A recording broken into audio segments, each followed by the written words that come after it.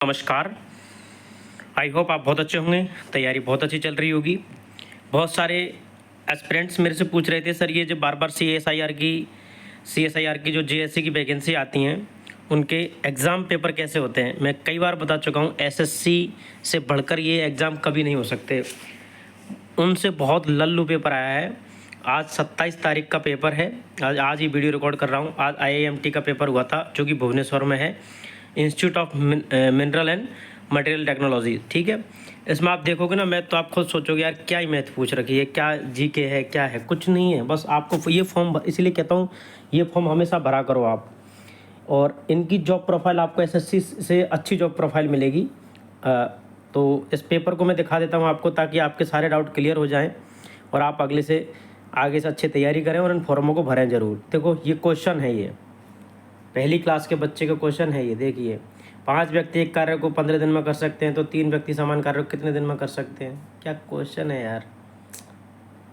ठीक है, मतलब विद इन 4 सेकंड में क्वेश्चन हो रहे हैं सारे। एक भी क्वेश्चन ऐसा नहीं है जो एसएससी का बंदा तैयारी कर रहा है वो इसको 25 सेकंड से ज़्यादा लगाएगा एक क्वेश्चन करने में।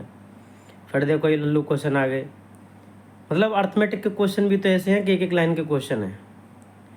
ये आप देख पा रहे हो, ये एक परिवार के 4 व्यक्ति की औसत आयु 25 वर्ष है, उस परिवार के 3 व्यक्ति की औसत आयु 3 वर्ष है, तो चौथे व्यक्ति क्या है। अरे सीधा सीधा माइनस कर दो यार, है ना। अब ये हो गए हेप्टागन 3 संख्या। ये देखो मतलब 100 क्वेश्चन आए हैं, 100 के 100 में उन्होंने मैथ फेल दिए अच्छे से। ठीक है, 100 के 100 क्वेश्चनों में रीजनिंग के क्वेश्चन। अब ये देखो सीरीज के क्वेश्चन है रीजनिंग के। ये A C D B D C E F, अगला क्या होगा, है ना। आप खुद देख कर सोचोगे कि यार पेपर का कोई लेवल नहीं है। ठीक है, ये फिर वही रीजनिंग चालू हो गई इनकी छोटी वाली, जो नवोदय विद्यालय में 5वीं क्लास में आती थी, वैसी रीजनिंग है। इस प्रकार आप 100 के 100 क्वेश्चन स्क्रीन पे देख लिए होंगे। ठीक है, अब चलते अपन, ये क्या है, ये पेपर क्वालिफाई करना होता है अपन को। अब इस पेपर में जो मैक्सिमम नंबर लाएंगे बच्चे, अब इसमें कोई कॉम्पिटिशन तो छोड़ा नहीं उन्होंने, सब गधा घोड़ा बराबर कर देते हैं ऐसे पेपरों में। ये जो पढ़ के जाता है वो भी सेम और जो नहीं पढ़ के गया वो भी सेम। अब उसके बाद इस पेपर को लेते हैं तुरंत, ये पेपर 2। इसके बेसिस पे आपकी मेरिट बनेगी और फिर इसके बाद टाइपिंग होता है, फिर वो क्वालिफाइड होता है। इसमें जितना आप स्कोर कर सकोगे आपका सिलेक्शन ये तय करेगा, ये वाला पेपर। इसमें भी मेरे को अनुसंधान कार्यक्रम के जनक कौन है अनुसंधान के आपको पता ही है कौन है, Homi Jahangir Bhabha. Who was the known as the क्या है, सीमांत गांधी। अब सब दुनिया जानती है सीमांत गांधी के जनक कौन है, बताओ। खान अब्दुल गफ्फार खान को कहते हैं, है ना। और कौन सा क्वेश्चन है, धौली शांति स्तूप किस नदी के किनारे बना हुआ है। भुवनेश्वर से पहले उड़ीसा की राजधानी कौन सी हुआ करती थी। कौन सा वेद चिकित्सा के बारे में बताता है, सबको पता, ऋग्वेद, यजुर्वेद, अथर्ववेद और आयुर्वेद। आयुर्वेद नहीं बताएगा, गलत मत कर देना, आयुर्वेद वेद ही नहीं होता कोई। हेल के बारे में क्वेश्चन आया है, रेंगाली बांध। ये सब बनलीनियर स्पीडी की किताब में एज इट इज़ दे रखे हैं। फेसबुक के संस्थापक हैं। सदनों को बुलाने की शक्ति किसके पास है, सदनों के जो कंबाइंड सेशन होता है उसको है। एक नॉटिकल माइल बराबर कितने होते हैं, ये भी एकदम सीधी क्वेश्चन है सर। मतलब इसमें भी मेरे को ऐसा कोई ढंग का क्वेश्चन लगा नहीं कि जिसमें लग रहा हो। वन लीनियर क्वेश्चन है। आगा खां कब किससे रिलेटेड है, आपको ट्रिक बता रखी है पहले से ही कि सारी ट्रॉफी को ट्रिक कर लो। अब ये इंग्लिश है, इंग्लिश देखो एसएससी से बढ़ के नहीं जाएगी। पिनेकल की तो मैं किताब ही बताता हूँ कि पिनेकल की किताब की प्रीवियस ईयर के चार्ट के घोंट का पटक दो। पिनेकल मतलब हाईएस्ट बिंदु, सबमिट हो जाएगा। ठीक है, अगर सुनोनिम पूछ रहा है तो ये ध्यान रखना, सुनोनिम पूछ रहा है कि एंटोनिम पूछ रहा है, जल्दीबाजी में सिली मिस्टेक मत कर देना। ब्रुटलाइज मतलब भंगुर है, डिवाउट, प्रिडिक्शन, एफिजी, ये सारे एसएससी के क्वेश्चन है, मतलब एसएससी में पूछे हुए हैं कहीं ना कहीं प्रीवियस ईयर में।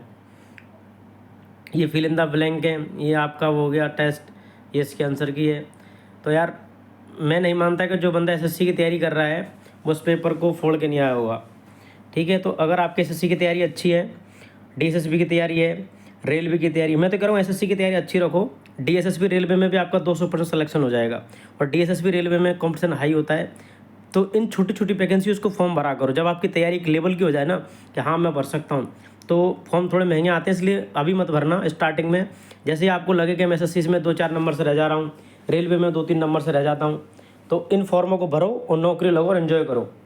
ऐसे ही IITs वगैरह के पेपर आते हैं जो लोअर पोस्ट के होते हैं। जैसे जैसे आप इन ऑटोनोमस बॉडीज में हायर पोस्ट पे जाओगे तो वहाँ सब पोस्ट के स्पेसिफिक क्वेश्चन ज़्यादा आते हैं। जैसे आप जैसे ग्रुप बी में घुसोगे, deputy superintendent, ASO, senior assistant, तो वहाँ CCS रूल, कंडक्ट रूल, ये सब पूछे जाते हैं जो कि ऑलरेडी गवर्नमेंट जॉब में होते हैं, उनको पता होता है ये रूल्स। ठीक है, तो ऐसी मेहनत करते रहो। चैनल पे अगर आप नए हैं तो चैनल को सब्सक्राइब जरूर कर लेना। मैं इस चैनल पे ये बताता रहता हूँ कि कौन सी वैकेंसी आई हुई है नई नई और कहाँ कहाँ अप्लाई करना है। क्वेश्चन पेपर मैंने इसलिए बताया कि हर 10 दिन में कोई ना कोई CISR की लेबोरेटरी में JSC की वैकेंसी आती हैं। अभी एट प्रेजेंट मैंने वीडियो नहीं बनाता हूँ क्योंकि मेरे पास टाइम नहीं रहता।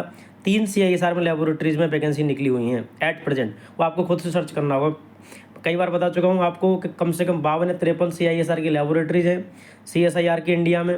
आप चेक करते रहा करो। 30 IIT हैं, 30 NIT हो गए, 15-20 एम्स हो गए, 15-20 IIM हो गए, 15-20 ट्रिपल IIT हो गए, CCRAS हो गया, सेंट्रल मेडिकल रिसर्च CMIR हो गया।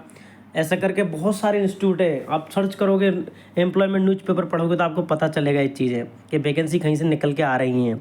सेंट्रल यूनिवर्सिटीज़ हैं, अभी NIT गोवा में फॉर्म आए हुए हैं, नेशनल स्कूल ऑफ ड्रामा में फॉर्म आए हुए हैं, NIT मिजोरम में फॉर्म आए हुए हैं, सेंट्रल यूनिवर्सिटी हरियाणा में वैकेंसी आई हुई है, सेंट्रल यूनिवर्सिटी राजस्थान में वैकेंसी आई हुई है, ट्रिपल IIT कोटा ने अपनी डेट बढ़ा दी। यार कितना बताऊँ मैं आपको।